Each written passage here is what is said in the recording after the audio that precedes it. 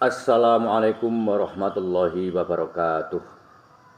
Alhamdulillahirabbil alamin.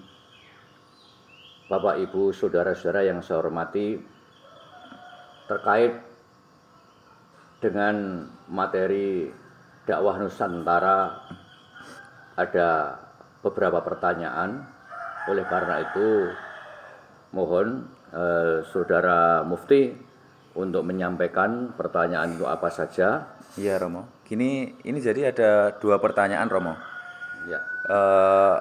Yang pertama itu apa yang dimaksud dengan dakwah? Ya. Iya. Terima kasih. Dakwah itu ada takrifnya, ada definisinya. Coba kita akan melihat sebuah definisi yang disampaikan oleh Syekh Ali Mahfud dalam kitabnya Hidayatul Mursyidin. Beliau menyampaikan begini. Bismillahirrahmanirrahim.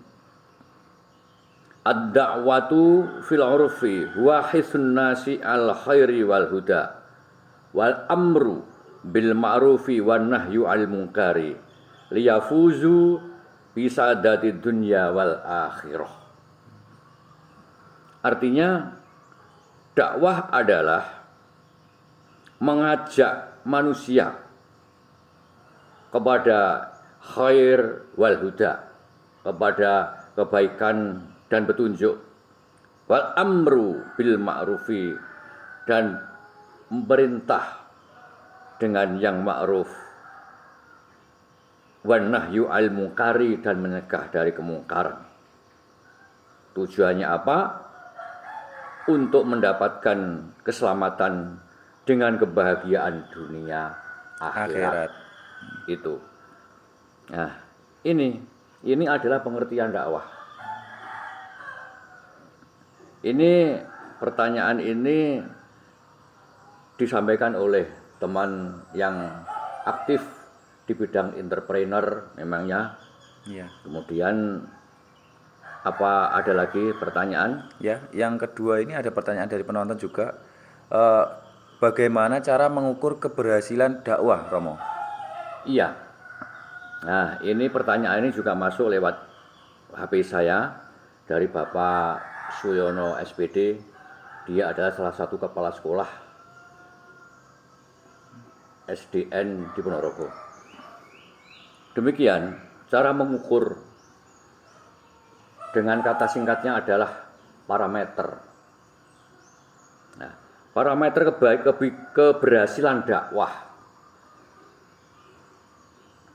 itu kita berpijak kepada beberapa hal. Dakwah artinya ada subjek, ada objek, ada alat.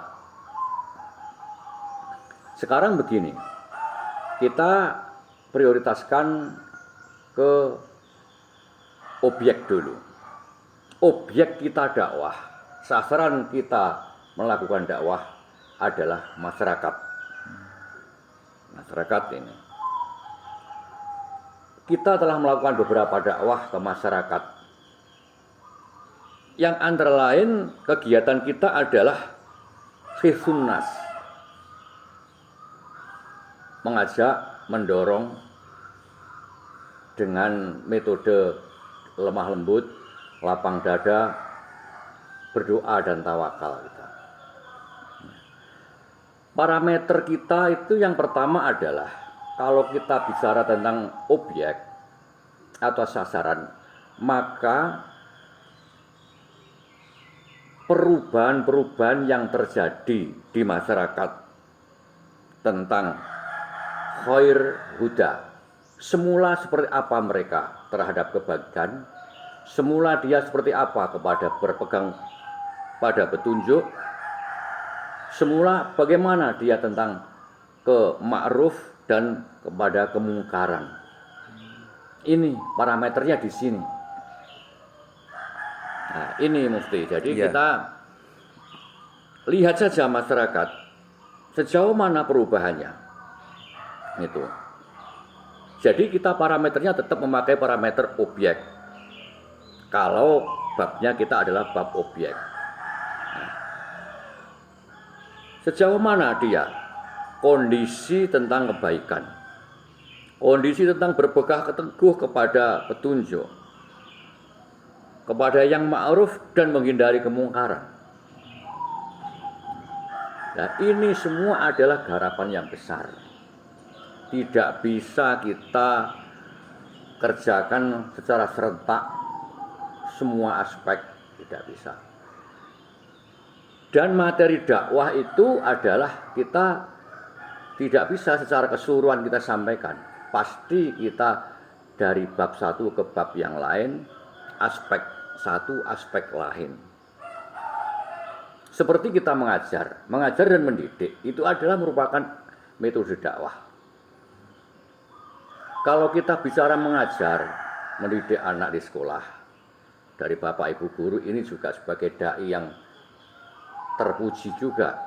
Itu pasti kalau dia mengajar, beliau mengajar pasti punya RPP. Ada RPP, ada GBPP, ada silabus atau kurikulum. Ya. Dan disampaikan itu adalah berporsi-porsi. RPP, katakan hari ini pelajaran ini RPP-nya seperti apa, metode penyampaiannya seperti apa, alat evaluasinya seperti apa. Nah ini besok lagi lain bab, RPP lain lagi. Bertahap ya Romo ya. Bertahap sehingga para bapak ibu guru atau dikatakan kalau di kegiatan dakwah adalah dai-nya, itu pasti beliau akan memperhatikan beberapa aspek keberhasilan, baik itu adalah dari aspek kognitif, afektif, dan psikomotorik. Nah, itu pasti itu. 3 hal itu pasti.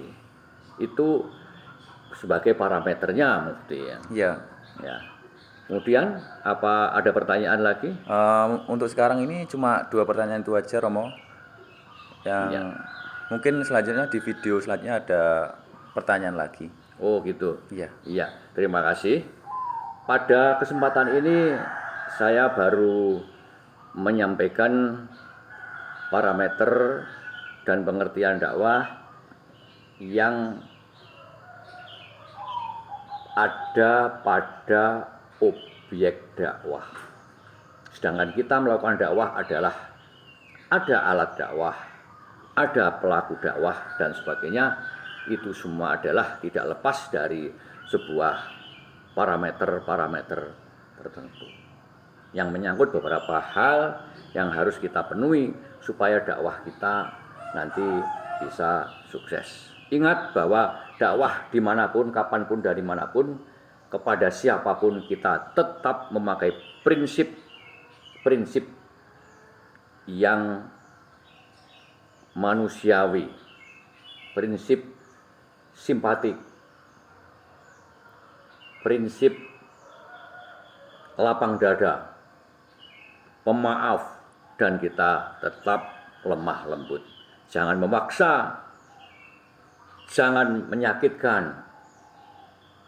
Kita adalah tetap la ikroha fiddin, lakum dinukum waliyadin.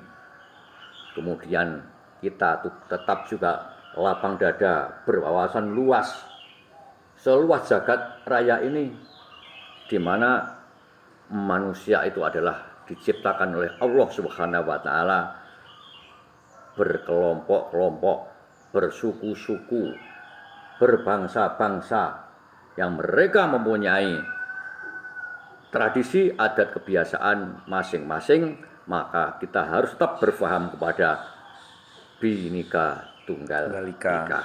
Itu Mufti, terima kasih. Kita lanjut pada materi berikut ya. Iya. Untuk lain waktu. Bapak Ibu yang saya hormati, demikian kita selamat jumpa lagi di channel yang sama. Mohon maaf atas segala kekhilafan. Wassalamualaikum warahmatullahi wabarakatuh.